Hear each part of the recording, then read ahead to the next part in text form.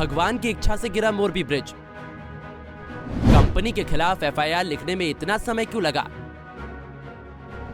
9 लोगों की गिरफ्तारी और हो गया मोरबी हादसे का न्याय। पल भर में लाशों के ढेर लग गए, परिवार के परिवार उजड़ गए, शहर वीरान हो गया। आखिर इस वीरान शहर का जिम्मेदार कौन? क्या वो 9 लोग जिनको गुजरात पुलिस ने गिरफ्तार किया, या फिर वो घड़ी बनाने वाली कंपनी जिसने मोरबी ब्रिज की मरम्मत की जिम्मेदारी ले रखी थी?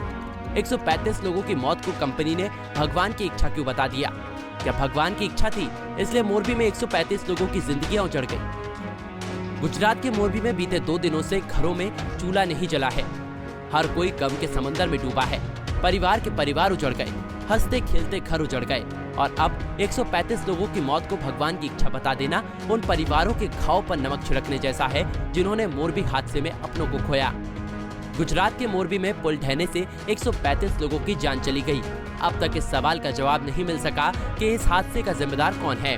घटना की जांच कर रहे पुलिस अधिकारियों का मानना है कि रखरखाव का काम ठीक से नहीं किया गया था। इस मामले में 9 लोगों को हिरासत में लिया गया है, तो वहीं रखरखाव का काम देखने वाली कंपनी के खिलाफ एफआईआर दर्ज की गई है। लेकिन कंपनी के मैनेजर का आप बयान सुनेंगे तो आप भी अपना माथा पकड़ लेंगे। आरोपी दीपक पारेख ने सफाई देते हुए जज को बताया कि उन्होंने ग्राफिक डिजाइन संभाला और कंपनी में मीडिया मैनेजर थे। कंपनी के प्रबंध निदेशक से लेकर निचले स्तर के कर्मचारियों तक सभी ने बहुत मेहनत की, लेकिन ये भगवान की इच्छा थी कि ऐसी दुर्भाग्यपूर्ण घटना हुई। सैकड़ों की संख्या में लोगों की जान चली गई, और अब उन मासूमों की मौत पर ये कह देना कि ये तो भगवान की इच्छा थी, शर्म और संवेदना नाम की कोई चीज होती थी, मोरबी हादसे में वो भी दफन हो गई। वहीं मोरबी पुलिस उपाधीक्षक पी.ए. जाला ने कोर्ट को जो बताया वो हैरान करने वाला है। मोरबी डीएसपी जाला के मुताबिक सरकार की मंजूरी के बिना पुल को 26 अक्टूबर को खोला गया था।